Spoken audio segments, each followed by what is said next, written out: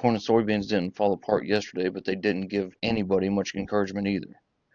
Cattle held their ground, hogs slipped a little, oil pushed higher, and sitting over all of it right now is a winter storm shaping up later this week that could affect livestock, logistics, and grain movement across a big chunk of the farm country. Let's walk through what actually closed, what's driving it, and what producers need to be watching. Good morning and welcome to Boots and Bushels, your daily look at the markets that feed America. Whether you're easing into chores or already rolling down the road, thank you for spending your morning with me. Let's start with where markets closed yesterday. Corn finished lower. March contract settled at 423 3/4 a bushel. Soybeans also ended down, with March settling at 1053 3/4. Wheat took the worst of it on the grain side. March Chicago wheat closed at 510 1/4 a bushel. None of those moves were dramatic, but the tone stayed heavy.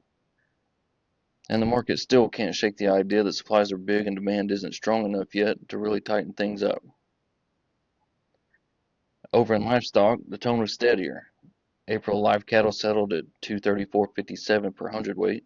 March feeder cattle closed at 357.67.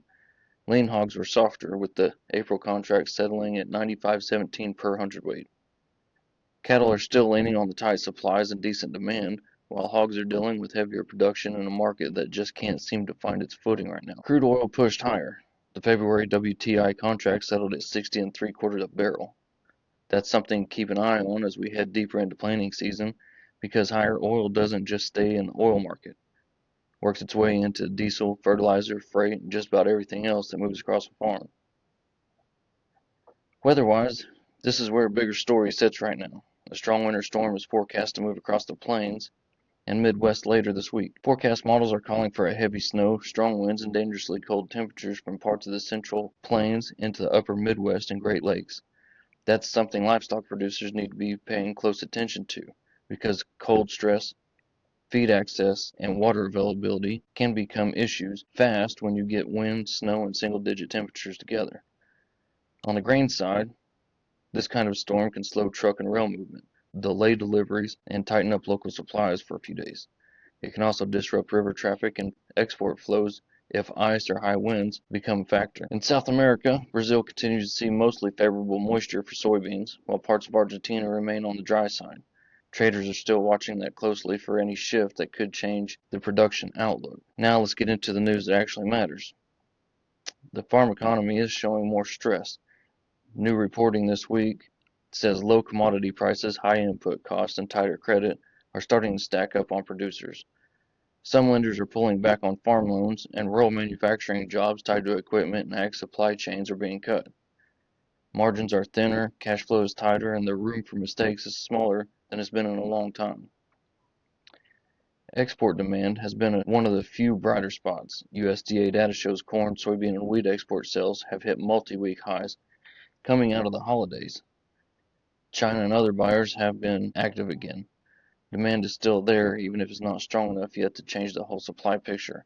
It's helping keep the floor under the market, even if it's not pushing prices higher. South America is still expected to produce a very large crop, especially soybeans. Brazil is on track for a record harvest, and even with some dryness in Argentina, global supplies still look heavy.